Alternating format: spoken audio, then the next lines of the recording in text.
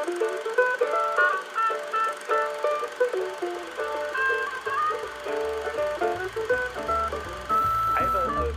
had mentioned Stars and Wishes and how... Yes, would you like to do those real quick? Absolutely. Do you want to record them? I don't know. I don't mind. I will just leave it. I'll leave it recording. I'll do the same. I haven't shut off mine yet. Yeah, cool. I'll leave. Yeah. Because up to you. Because we did the session 0 stuff. I'm very happy to keep them in as well. Yeah. I feel like we can.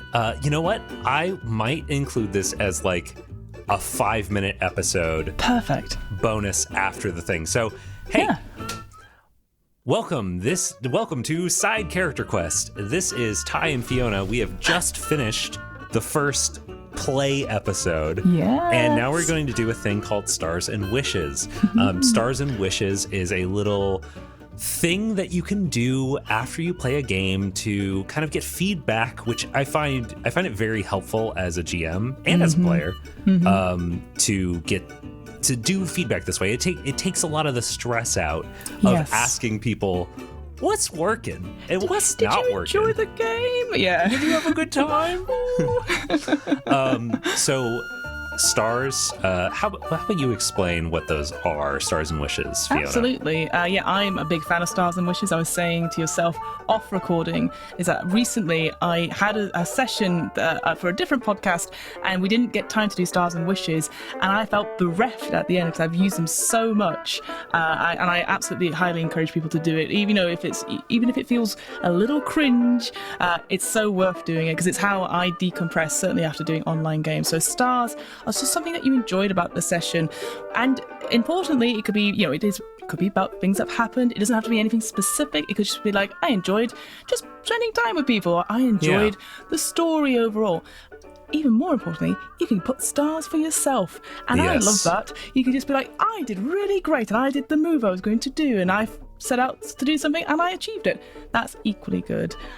So there's this, and then wishes are a way to be like, I hope that we get to this thing next, and it's a really cool way to feedback to your GM about stuff that you would like to explore, but it's not necessarily stuff that you have to have in the session. I think that's the clear thing. It's not like, we didn't do much of this, I want that next time. It just means, certainly when we're doing player-led stuff like Forging the Dark Systems, you, the GM, can go, oh, they want to do more Devil's Bargains, or they want to do more talk to each other as role players rather than being the heat of the action. And then you can accommodate that, and you can even give your own stuff as well. It's so like, it is feedback for the GM, but it's feedback for everyone in a very nice way. Now, obviously, I know some people might have like, I really struggled with this and stuff like that, and that's okay too. It is, maybe some people would say that Stars and Wishes feels a bit too positive or anything like that, but I do think it's so important to like talk about what you really loved about the session. And then when someone goes, I'm really not sure how this came across, it looks, people can sort of talk about it, not denying that feeling, but also being able to be like, oh, I hear you. Oh, you should have said something. And like, make sure that everyone's on the same page. And so, I always encourage using Stars and Wishes. And then check-in afterwards, it's just a way to debrief. And I like ending a really good game on it, Yeah. I had a game recently, a off podcast with my friend Eli, where we did Stars and Wishes, and at the end of it, his wish was that he wished that we had been able to do more of the downtime activities in person, dedicate more time to that. Yeah. And the next session, we really focused on that because I heard what he wanted, what he was looking forward to, and I adjusted some stuff accordingly. And that's definitely not a way that I would have planned that next session had he not specifically requested it. And it was great because of that. It's just nice to all be on the same page, and like, and this is the thing, we're moving away now from I am the GM and this is my story and you are just little bit parts in it, and then, oh no, you players have ruined my story. Yeah. We're getting away from that now, and that's why I love Stars and Wishes, because I don't know about yourself, sometimes I'll end a session normally of D&D and everyone goes, okay, that was great, bye, and everyone leaves, and you go, I really don't know how that session went because I was thinking about combat, I messed up the DC for this, and this person took a lot of damage. I really, and you focus on the negative stuff as a GM, and it's just nice I always find it nice to say to my players, I really thought this was so cool, and that you did this and you thought about that. And then, and eventually they'll be like, oh, but you did this. I know maybe it's a very British thing as well about going, no, you, uno reverso, But it's just something that I've now developed and just using everything. And I do it actually in my improv, in rehearsals and stuff as well, because a lot of times when you really beat yourself up in improv because you're like, it's my choices and you didn't like it, so therefore you don't like me because my choices are me. And I'm just there like, you can sit in those feelings, but you did this really great thing. Hold on to that, go out, have some ice cream, come back, and we'll go again, Well, speaking of compliments and stuff, stars, my star for this session, I know I said this earlier, but I loved being able to sit back and have you really luxuriate in narrating how Syrah is handling the scene. I think you did a really great job with that. Thank you. And it was super fun to see. And I feel like you just both got the tone that I was hoping to hit and also brought a level that I don't know that I would have gotten to, which I just loved. I really, really enjoyed that. Oh, that's very kind of you. Yeah, like we said this before, Forge in the Dark games, you have to be proactive and stuff. So I know, I know, if I was struggling at any point, I go, I'm not so sure between these two options. I'm sure you would have, and you absolutely. My star to you is that anytime there was extra information that I wasn't sure of, you were already there going like, I'm going to give you this for free and let you know something. And I very much appreciate that as a player, because that means that, I do know this, and therefore I would be confident enough to say this or to do this, and giving me that freedom to do it. So it was very easy then to swing big, knowing that I wasn't going to fall. And even I wasn't going to, no, I wasn't going to let you go into a situation and then you make yourself look like an idiot, know, because you just did this crazy thing and now Syrah sounds so stupid because he did something that would make no sense for him to do. It's like, no, I'm going to give you the information you need to make good big swings. And that's interesting. As a player, often when I play in games, I do sometimes end up doing the comic relief, and that it's very interesting when you here's your action, what do you do? And I'll do a big swing, and if it doesn't go ahead, often I will default to well, oopsie doopsie, I made a bit of a boo boo boo, and make fun of myself, and then therefore minimizing the character. So another star, this one to me, in the sense of here's I thought to myself, I sort of explained in the episode, I was like, well, I could throw the fan at this, and I was like, that's a silly thing that could happen. What's something else you do? And I'm very glad that I took the moment to take that choice and go, I could do that. But what if I say yes to them looking at my ID documents? Where does that take me? And then I was like, of course I've got ID documents. They're just not mine because I've already planned for this. So that's what. So good. Yeah. I was so star for me of setting up that of doing the little fortune roll between the three triplets. Oh, I love that. Yeah.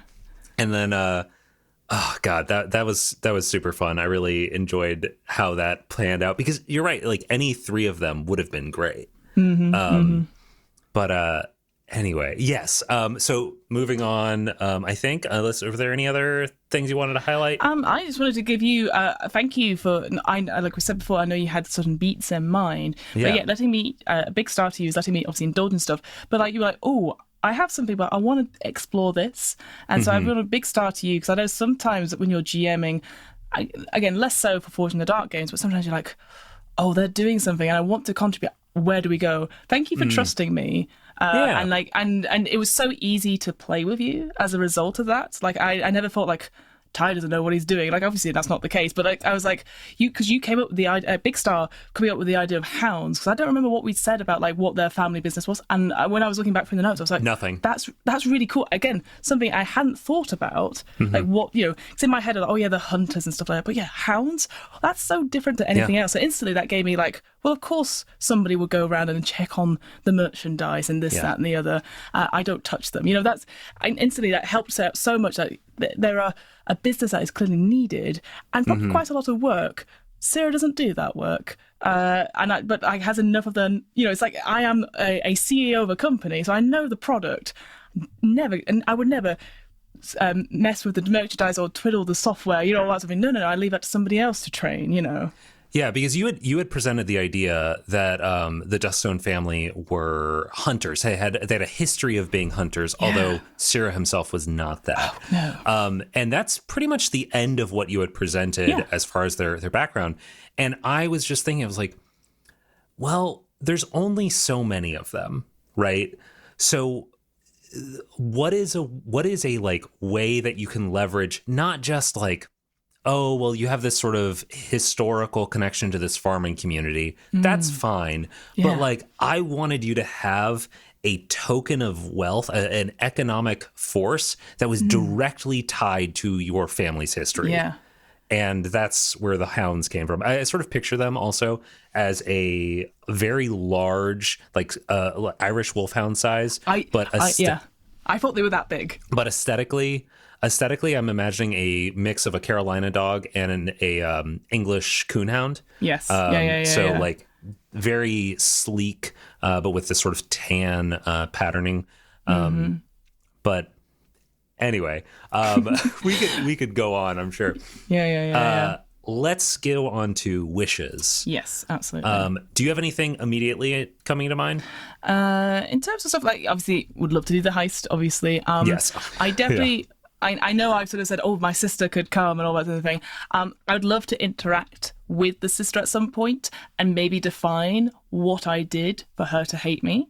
I love it. But equally, that doesn't have to be a part of the heist. It could be a scene elsewhere or anything like that. I just think that'll be a really cool story option because, like, you've brought this sibling here, and also we've got the other individual and one of the other triplets there as well. So I think an interaction with a sibling would be great, with a preference for the sister. But equally, I think we've established who Syrah is, and we get that sense, I think, from Jacques as well. Another star for Jacques, because I think it's great. So I think that's the only wish that comes to mind. I'd love to see that dynamic, and also it means that you get to play somebody who has to deal with this. She points to herself, you know, rather than just humour or be super lovely, but someone who actively hates Syrah, and that veiled contempt goes both ways. I think will be a joy to try and find out how that plays out. I also want to just highlight for a moment something that I did in the opening narration when I was listing through the different siblings. Yes. I structured the narration so that it was going in order from oldest to youngest, specifically so that when I got to you and ended the narration, I hadn't described your sister at all. I noticed that. Yeah. I was like, this is great. Yeah, so I know some details about her. Yeah. They're like really like set in stone and established and could cause problems for you. Some details. I don't know why you guys have a bad relationship. I have left that open. Me neither. But I know a lot of other stuff. And I say as well, like I said, I'm very happy to find that out through play and us check in as we go. But equally, if you've got a really good idea and you just turn around to me, you say, it's because you destroyed my birthday party or something like that, I'll go, well, I had to. You know, I'm not going to go, I'm not going to know that. Yeah, what have you been? I'll be like, likewise. Of course Syrah did that, you know, yeah. I will say for wishes for myself, I had a very specific one.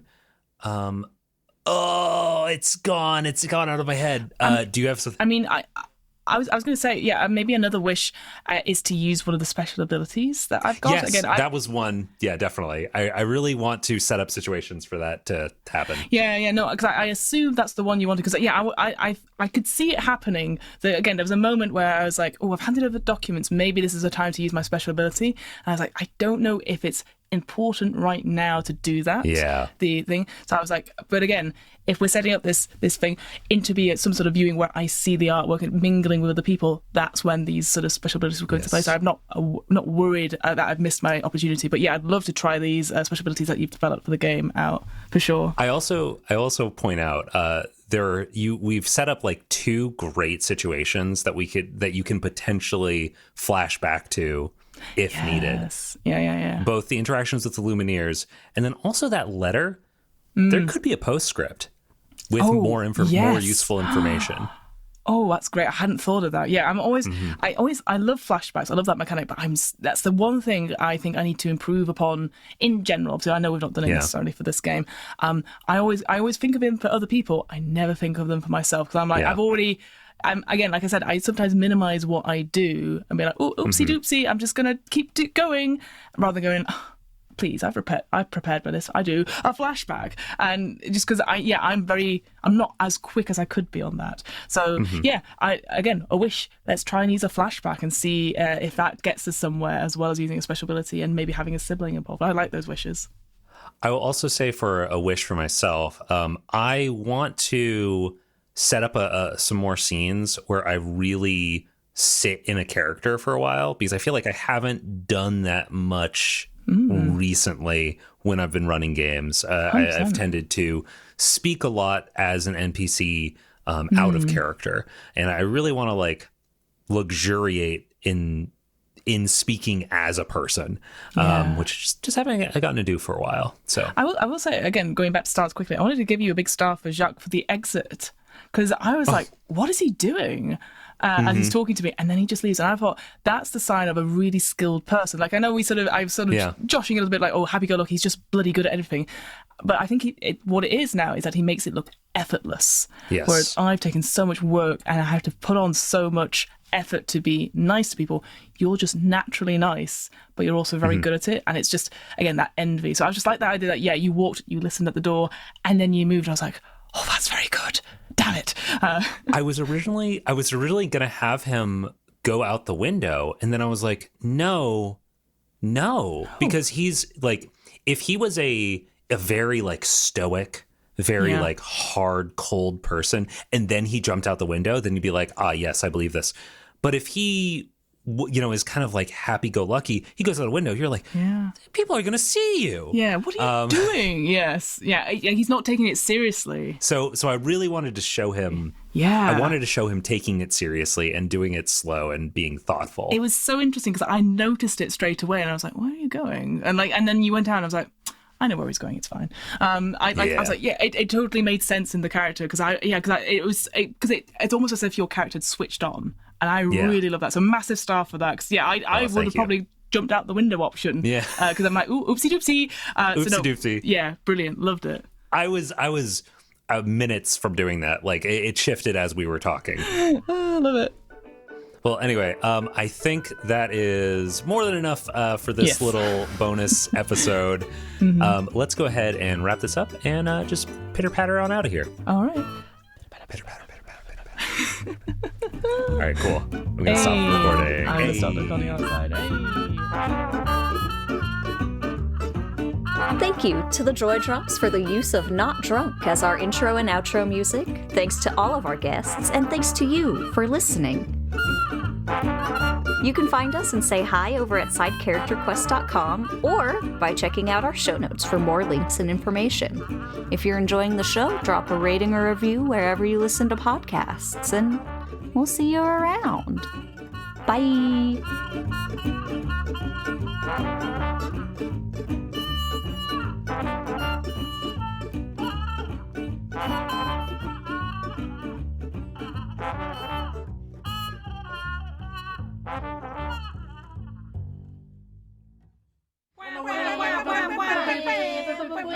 We're here from Arrow Ace. I'm Bastet. I'll be running your operation to investigate the unusual occurrences that have been happening everywhere recently. Stay out of Antiborough.